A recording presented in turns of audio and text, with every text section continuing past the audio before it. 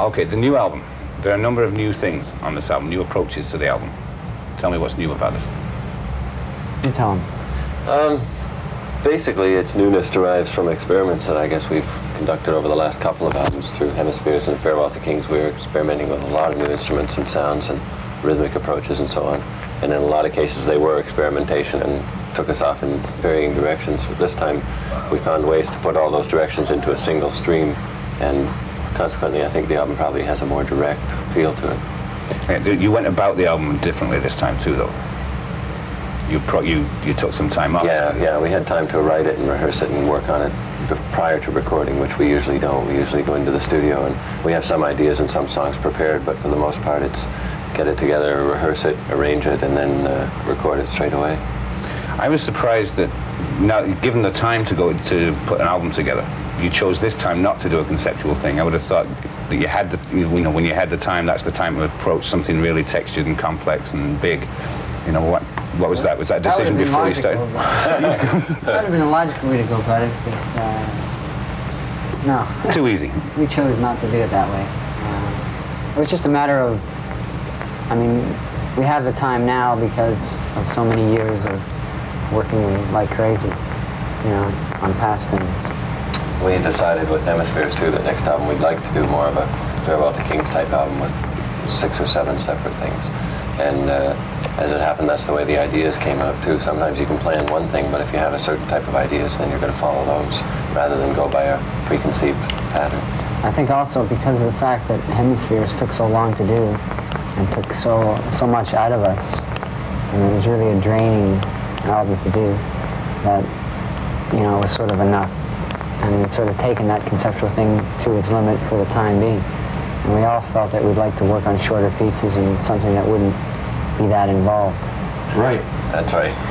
You actually went into this thing with the concept for a conceptual piece, though, didn't you, that you dropped in the course? It was a shorter idea, really. It was no more of a conceptual piece than Natural Science or Jacob's Ladder is, really. It wasn't going to develop into... It would have been like a 10-minute track or so, 15 minutes. It was more or less a question of the atmosphere of the tune and the flavor of the tune. Sugar Wayne was very Renaissance, very English, you know, and the rest of the album seemed to have a more up-tempo, harder-edged feel, and it just didn't seem to fit. Okay, there's some new technical effects on this album. You had a new interface machine. What does that do? Well, what it does is, here's my big unit right here. What it does is enables me to trigger my gigantic synthesizer with my feet.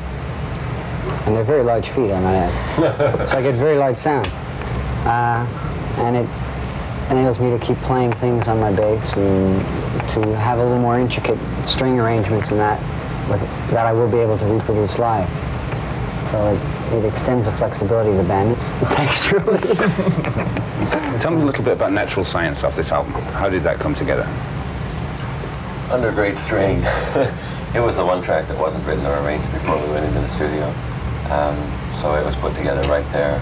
We just sort of, once we had everything else finished, we started working on overdubs, and I went to work on some lyrics, and then we took pieces from the old Sugar Wayne song and some other pieces that we hadn't used yet and cooked up some new ones that we needed for it. And over the course of about 5-6 days, I guess, we put it together.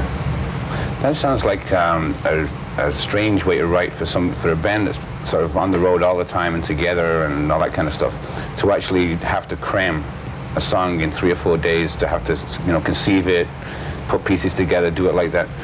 Is that the way you normally work? I mean, very often, yeah. It's a positive thing. A lot of times, having pressure on you, it makes you produce at a faster rate than you normally could.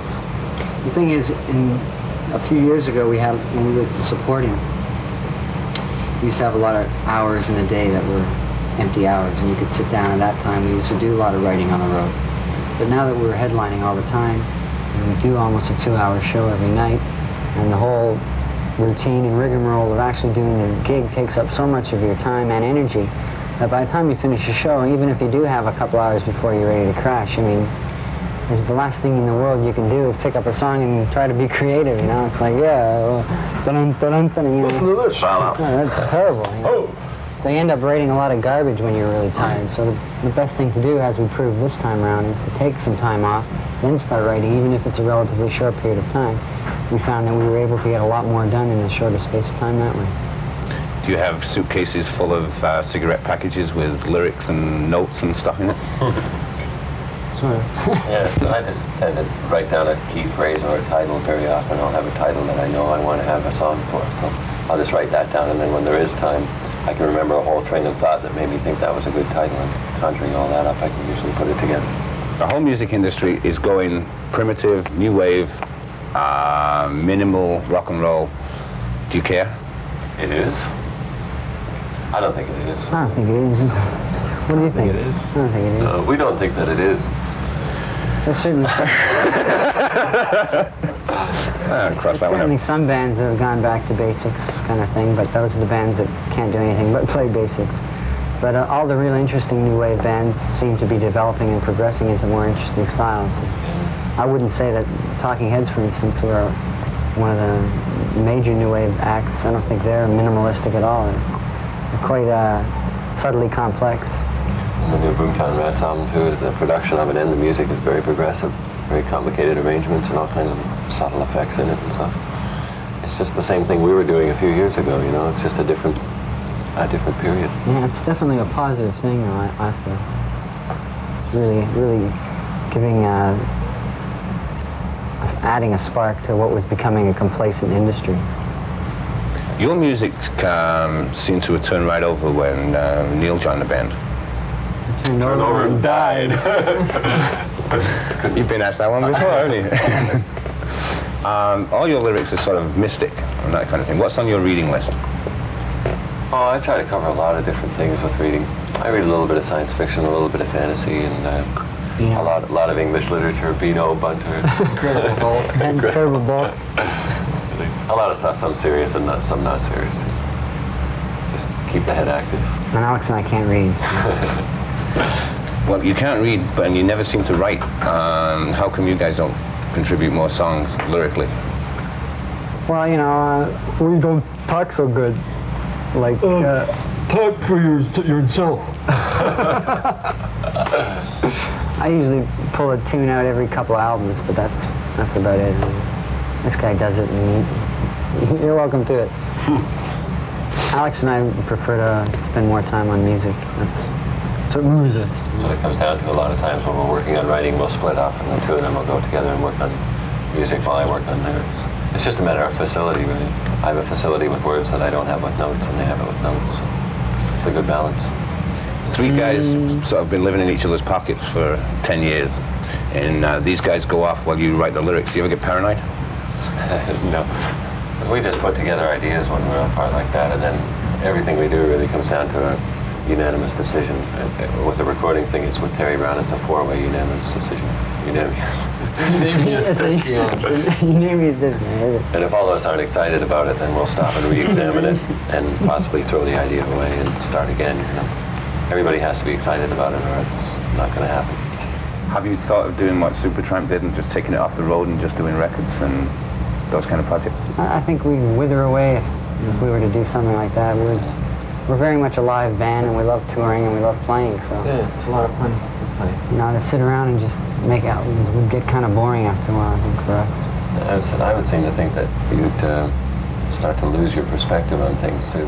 So when we're traveling all the time, you can't help but keep your pulse on the real world because you're thrust out in the middle of it. You know, touring is certainly, as most everyone knows by now, it's no wonderful experience, and it has its seamy side as well as its enjoyable side. And you can't help but keep an objective kind of perspective on things and know that you're part of the real world.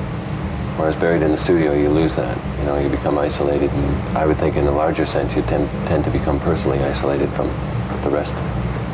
You did what every young Canadian basement band dreams of. I mean, you actually did it. You got out of the basement, and now you're, you know, one of the world's major headliners, all that kind of stuff. How far do you feel from those kind of kids now?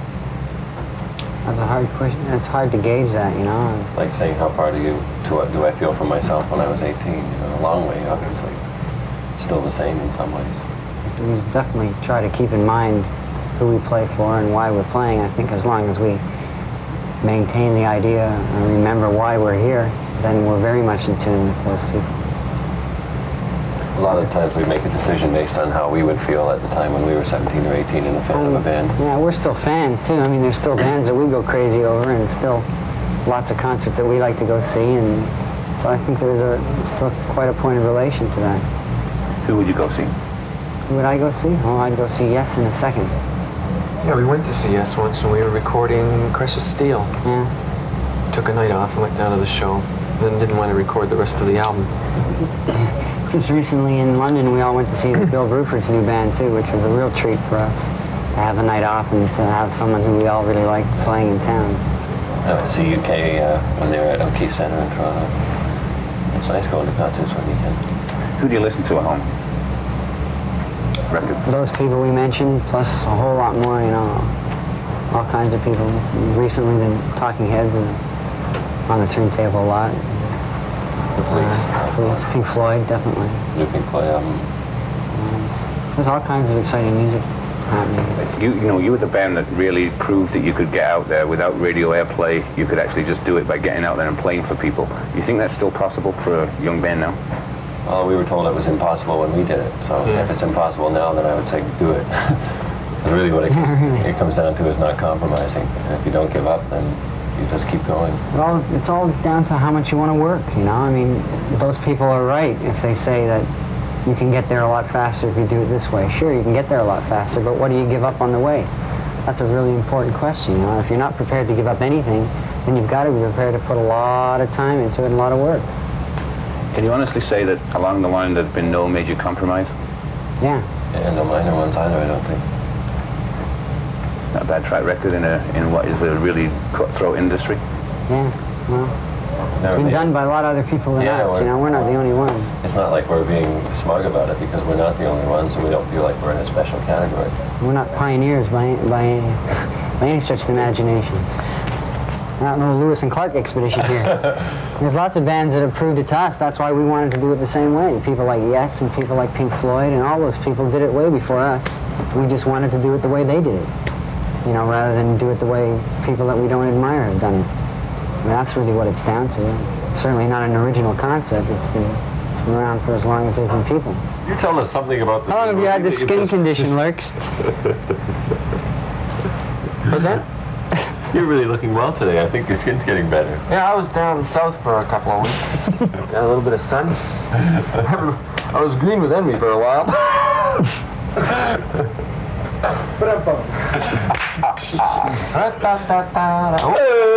What a handsome guy.